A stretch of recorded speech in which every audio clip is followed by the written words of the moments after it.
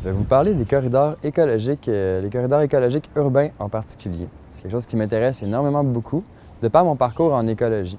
Il faut d'abord comprendre que l'écologie, c'est une science holistique. Quand on dit holistique, c'est-à-dire qu'elle va toucher à plusieurs autres sciences. Beaucoup de biologie, beaucoup de chimie, beaucoup de biochimie, un peu de physique, un peu de mathématiques aussi, et même l'aménagement du territoire. Tout ça combiné ensemble, en fait, permet de comprendre un peu mieux les écosystèmes.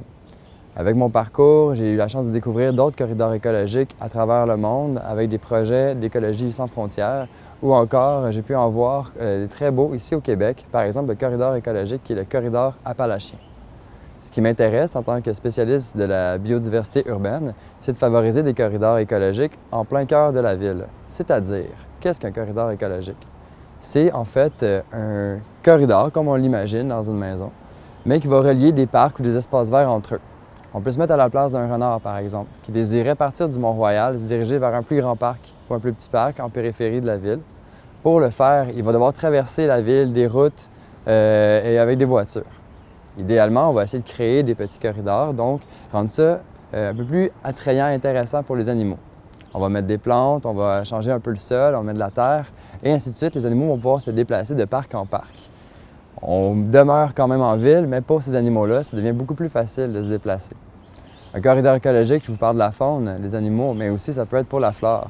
On pense des fois avec les changements climatiques que certains végétaux, avec leurs semences, tentent à se déplacer de plus en plus vers le nord. En favorisant ces corridors écologiques-là, les semenciers, les arbres, peuvent faire tomber leurs graines et les envoyer tranquillement dans notre corridor pour parcourir de la distance, à une vitesse beaucoup plus lente, c'est sûr, que le feraient les animaux.